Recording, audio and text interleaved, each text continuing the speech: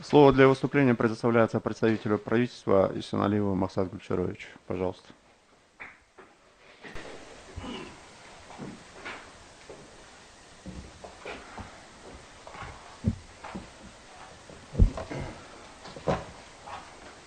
Уважаемые судьи, по запросу в Конституционную палату Верховного суда Кыргызской Республики судьи Межрайонного суда Искульской области Тагаева о проверке подпункта Б, В, Г пункта 11 статьи 1 Земельного кодекса на соответствие пунктам 1, 4, 5 статьи 12 Конституции отмечаю следующее. В запросе отмечается, что основанием к рассмотрению данного вопроса является неопределенность в вопросе, соответствует ли Конституции подпункту Б, В, Г пункта 11 статьи 1 Земельного кодекса той части, в какой ограничивается право банковского учреждения, созданного, зарегистрированного и находящегося на территории Кыргызской Республики, имеющегося признаки, указанные подпункта Б, В, Г пункта 11 статьи 1 Земельного кодекса.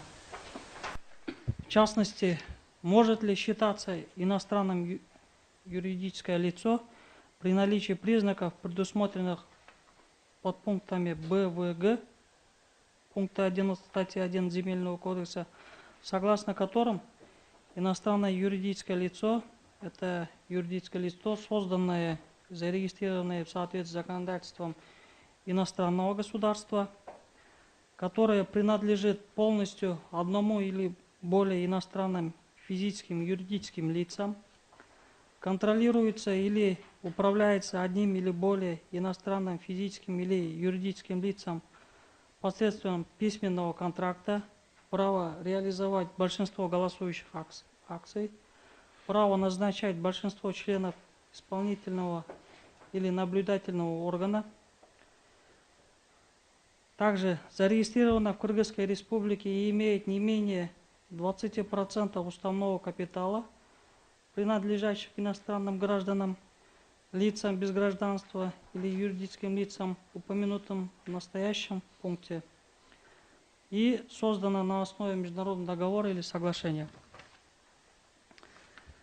При этом, согласно позиции судьи Межрайонного суда Искульской области, если юридическое лицо, в данном случае банковское учреждение, создано, зарегистрировано и находится на территории Кыргызской Республики, то оно не может считаться иностранным, и поэтому, согласно пункту 14 статьи 12 Конституции Кыргызской Республики, собственность такого юридического лица, его права, связанные с ограниченностью, должны быть защищены в Кыргызской Республике как собственность национального юридического лица.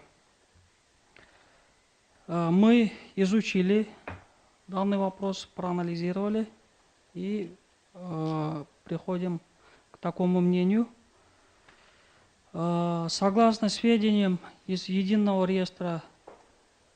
государственного реестра юридических лиц, филиалов представительств, открытое акционерное общество «Оптима Банк» является юридическим лицом с иностранным участием. Процедура регистрации государственной, перерегистрации проходит в центральном аппарате Министерства юстиции. Почему? Потому что в соответствии с законом о госрегистрации юрлиц, филиалов и представительств есть принципы разграничения государственной регистрации и перерегистрации. То есть с иностранным участием проводит центральный аппарат, а наши национальные юридические лица, они проходят регистрацию на наших территориальных подразделениях. В соответствии со статьей 19 закона Кыргызской Республики, этого же закона, единый государственный реестр юридических лиц, филиалов, представительств не содержит сведения относительно акционеров и их долей в уставном капитале акционерного общества. При этом, согласно части 2 статьи 33 закона Кыргызской Республики об акционерных обществах, общество обязано обеспечить ведение и хранение реестра акционеров общества в соответствии с нормативными правовыми актами не позднее 1 месяца с момента регистрации учредительного выпуска акций общества в уполномоченном государственном органе Кыргызской Республики, регулирующем рынок ценных бумаг.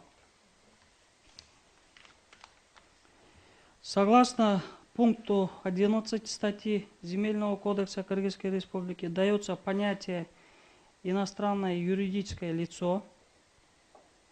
Это юридическое лицо, которое обладает одним из ниже перечисленных признаков, которые я уже отметил.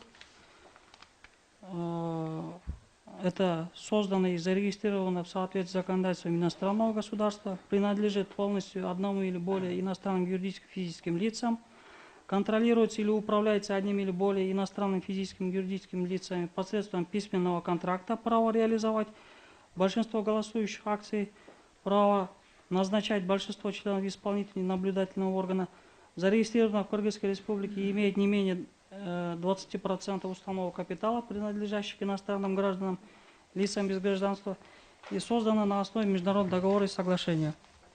Таким образом, в Земельном кодексе расписаны признаки отнесения юридического лица к иностранной.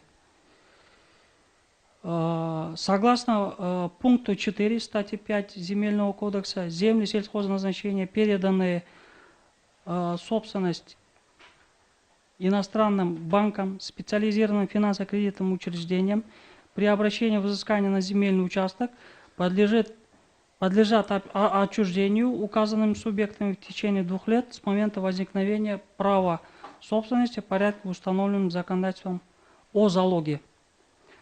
Также статьей 23 закона Кыргызской Республики об управлении землями сельхозназначения предусмотрено, что банки и специализированные финансово-кредитные учреждения, которые приобрели временное право собственности на земельные участки сельхозназначения, обязаны осуществить отчуждение данных земельных участков в течение 2 лет с момента возникновения временного права собственности в порядке, установленном законодательством Кыргызской Республики. Кроме того, согласно пункту 1 статьи 72 закона Кыргызской Республики о залоге, предмет залога, на который обращено взыскание в соответствии с указанным законом, реализуется путем продажи, публичных торгов или иным способом, предусмотренным соглашением сторон, а также путем приобретения предмета залога залогодержателем в соответствии с требованиям обозначенного закона. Если предметом является недвижимое имущество, то такой предмет реализуется путем продаж публичных торгов. При этом в соответствии с пунктом 12 статьи 75 уже указанного закона, если предметом торгов является имущество, подлежащее государственной регистрации, протокол о результатах торгов является основанием для внесения необходимых записей в государственный реестр соответствующих государственных органов. В связи с чем, уважаемые судьи, отмечаю, что согласно части 6 статьи 12 Конституции Кыргызской Республики пределы и порядок осуществления собственниками своих прав и гарантий их защиты определяются законом.